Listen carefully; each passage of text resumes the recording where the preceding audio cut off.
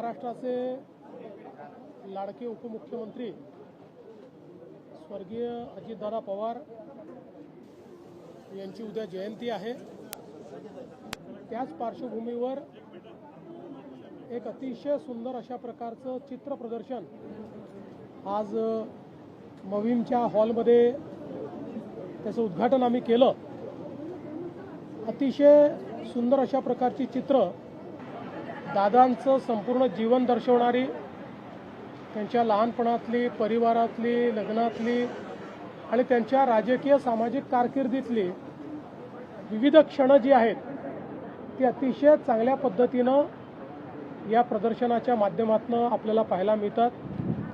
दादांचा जसा उमदा स्वभाव होता, त्यांचं जे हास्य होतं, कधी त्यांची कठोरता होती, अशा सगळ्या गोष्टी आपल्याला या प्रदर्शनामध्ये पाहायला मिळतात। एकूणच हे प्रदर्शन पाहिल्यानंतर निश्चितपणे दादांचं व्यक्तिमत्व तर आपल्याला पाहायला मिळतंच, पण त्यासोबत अनेक आठवणी देखील या प्रदर्शनामुळे ताज्या होतात। त्यामुळे मी खरोखर या ठिकाणी अभिनंदन करेन ज्यांनी ही सगळी चित्र एकत्रित करून आणि इतकं सुंदर प्रदर्शन या ठिकाणी तयार केलं। आणि दादांवर प्रेम करणाऱ्या सर्वांनी हे प्रदर्शन आवर्जून बघावं अशा प्रकारचं माझं आव्हान आहे।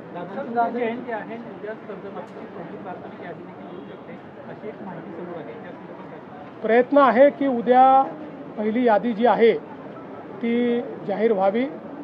आमचे सहकार मंत्री बाबासाहेब पाटील यांनी या संदर्भात प्रयत्न केलेला आहे आणि शक्यतोवर उद्या दादांच्या जयंतीचं औचित्य साधून ही यादी यावी हा प्रयत्न आम्ही करू। सातत्यानं ठिकठिकाणी राज्यात आंदोलनं होऊ लागलेले आहेत, कायदा सुव्यवस्थेचा प्रश्न निर्माण होऊ शकतो, काय अधिकची माहिती प्राप्त झाली का तुम्हाला या आंदोलनाच्या बाबतीत? बघा, असं आहे की लोकशाहीमध्ये आंदोलन करण्याचा अधिकार सर्वांना आहे। केवळ लोकशाहीमध्ये आंदोलन करतानाही संविधानाने दिलेले हक्क आणि त्यासोबत संविधानाने टाकलेली जबाबदारी या दोन्ही गोष्टी लक्षात घेतल्या पाहिजे।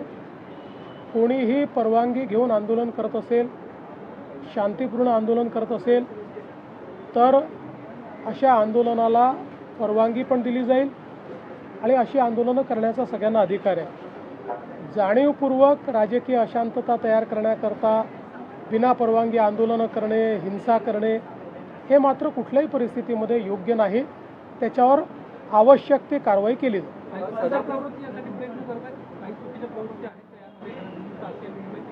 बघा, एक गोष्ट तर निश्चित आहे की कुठलंही आंदोलन आपण बघितलं, ज्यावेळेस आंदोलन फेसलेस असतं त्यावेळी काही प्रवृत्ती त्या आंदोलनात शिरतच असतात आणि त्या प्रवृत्ती त्या आंदोलनाचा फायदा घेऊन त्या आंदोलनाच्या खांद्यावर बंदूक ठेवून आपलीही स्वार्थ कसे आपल्याला पूर्ण करता येतील असा प्रयत्न करत असतात।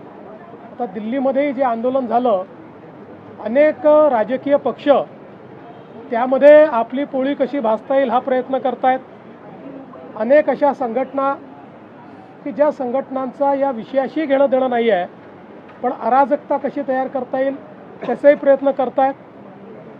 ज्यावेळी फेसलेस आंदोलन असतं त्यावेळी आपण दिल्लीमध्ये देखील बघितलं की कशा प्रकारे नेतृत्वहीन अशा प्रकारचं एक त्या ठिकाणी व्यवस्था आपल्याला पाहायला मिळाली। पोलिसांच्या गाड्या फोडणं असेल, गाड्या उलटवणं असेल, पोलिसांवर दगडफेक असेल, अशा अनेक गोष्टी घडल्या। तर एक गोष्ट मी आपल्याला सांगतो की कुठल्याही सरकारला आपल्या नागरिकांवर लाठीचार्ज करणं हे कधीच आवडत नाही। पण काल आपण बघितलं असेल ज्या प्रकारची अवस्था त्या ठिकाणी होती, जर पोलिसांनी कंट्रोल घेतला नसता तर अनेक अनावश्यक अशा गोष्टी त्या ठिकाणी घडल्या असत्या। पोलिसांनी मोठा संयम देखील दाखवलेला आहे आणि अर्थातच अशा प्रकारचं आंदोलन हे त्या ठिकाणी योग्य पद्धतीने व्हावं यापुरतं जेवढं त्याच्यावर कारवाई केली पाहिजे तेवढी कारवाई ही पोलिसांनी केली आहे। मला असं वाटतं की याच्या खोलात जर आपण गेलं तर मी काही सगळ्या आंदोलकांवर त्या ठिकाणी कुठलाही आरोप करू इच्छित नाही.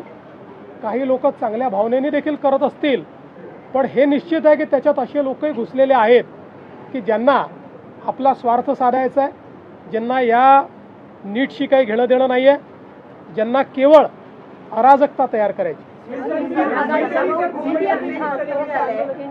यांचे वक्तव्य आलंय, त्यांनी म्हटलंय की जंतर मंतरवर आंदोलन करणारे हे अतिरेकी आहेत. सदाभाऊ काय बोलले हे मला माहिती नाही. माझं मत असं आहे की मी पुन्हा सांगतो, आंदोलन करणारे काही लोक हे चांगल्या भावनेने करणारे असू शकतात, मला त्यांच्याबद्दल म्हणायचं नाही. पण हेही तेवढंच खरं आहे की त्याच्यामध्ये काही लोक आपला अजेंडा घेऊन शिरलेले आहेत, हे मात्र स्पष्ट दिसत आहे. त्यातल्या अनेक लोकांना नीट काय हे देखील माहिती नाही, परीक्षा कधी झाली हे देखील माहिती नाही. ते आपापला अजेंडा त्या ठिकाणी सांगून राहिलेले आहेत. याचा अर्थ काय? याचा अर्थ असा आहे की सगळे काही एका दिशेने चालणारे, एका विचाराकरता तिथे आलेले नाही आहेत. हौशे नवशे गौशे देखील आपापला अजेंडा पूर्ण करण्याचा प्रयत्न करत आहेत. आणि काही राजकीय पक्ष ज्यांना त्या राज्यांमध्ये रिजेक्ट केलेलं आहे, असे पक्ष यातून आपल्याला पुन्हा काहीतरी मिळवता येईल का असाही प्रयत्न करत आहेत.